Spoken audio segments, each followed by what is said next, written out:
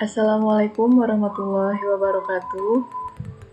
Yang saya hormati Bapak Heri Adi Chandra selaku dosen mata kuliah Sistem Terdistribusi dan teman-teman sekalian yang sedang menonton video ini. Saya Violita Octaviani dengan NPM 19631091 dari kelas 4E Reguler Pagi Banjarbaru, Universitas Islam Kalimantan Muhammad Arsyad Al-Banjari. Di sini saya akan mempresentasikan materi ke-9 dari mata kuliah Sistem Terdistribusi dengan topik prosesor paralel. Prosesor paralel memiliki model-model komunikasi.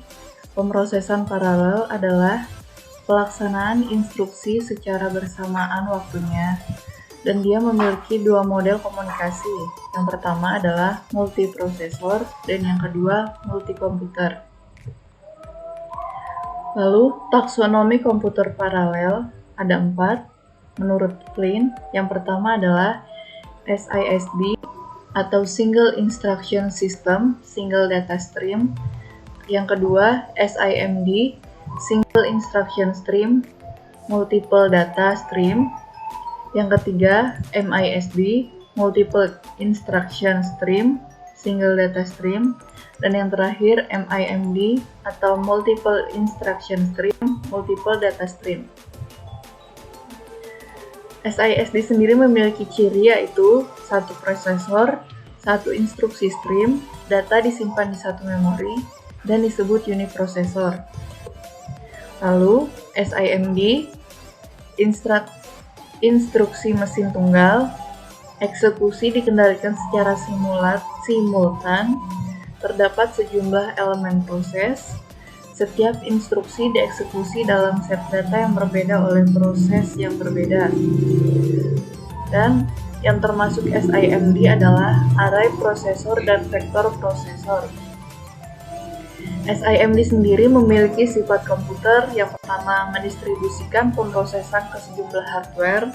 Yang kedua, beroperasi secara bersama-sama pada beberapa elemen data yang berbeda. Dan yang ketiga, menjalankan komputasi yang sama pada semua elemen data. Lalu, MISD, satu aliran instruksi, banyak aliran data, dan belum dapat diimplementasikan dengan baik. MIMD terdiri dari sejumlah set prosesor, terdiri dari sejumlah set data yang berbeda, secara simultan mengeksekusi urutan instruksi yang berbeda. Sifat komputer MIMD sendiri yang pertama adalah mendistribusikan pemrosesan ke sejumlah prosesor independen. Yang kedua, membagikan sumber termasuk memori utama ke prosesor independen. Yang ketiga, setiap prosesor menjalankan programnya sendiri. Dan yang keempat, setiap prosesor berfungsi secara independen dan bersama-sama.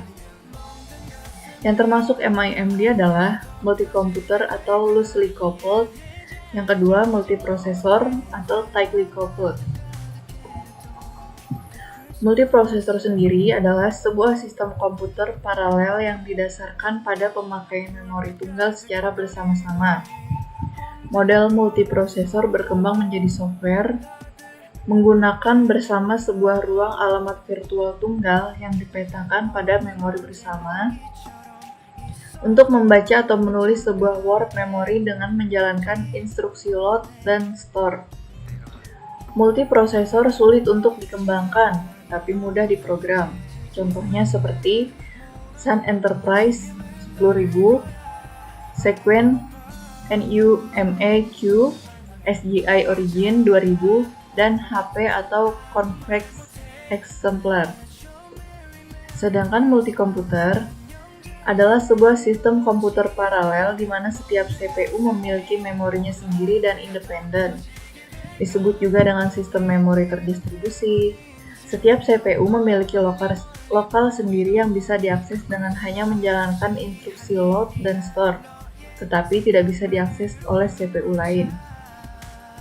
Multikomputer memiliki satu ruang alamat fisik per CPU. Multikomputer mudah untuk dikembangkan, tapi sulit diprogram. Contohnya, SP2 IBM, Option Red Intel atau Sandia dan COW Wisconsin. Kombinasi multiprosesor dengan multikomputer. Yang pertama, rancangan yang dapat dilaksanakan. Rancangan komputer paralel yang dapat terus beroperasi dengan baik sebanyak apapun CPU diparalelkan. Yang kedua, Distributed Shared Memory atau DSM, memori bersama yang menyediakan satu ruang alamat virtual bersama dengan penghalaman pada sistem seluruhnya. Yang ketiga, sistem runtime bahasa. Bahasa pemrograman menyediakan abstraksi memori bersama yang diimplementasikan oleh compiler dan sistem runtime. Lalu jaringan interkoneksi, ada 5 komponennya. Yang pertama yaitu CPU, yang kedua memori, yang ketiga interface, peralatan yang membawa pesan masuk dan keluar dari CPU dan memori. Yang keempat ada penghubung, saluran fisik yang dilalui bit-bit untuk perpindahan tempat. Dan yang terakhir switch, peralatan yang memiliki banyak port input dan port output. Yang terakhir kinerjanya, untuk mengembangkan komputer paralel agar bisa beroperasi dengan cepat dari prosesor tunggal. Masalah kinerja yang berkaitan dengan komputer paralel yaitu metrik hardware, kecepatan CPU, dan I/O.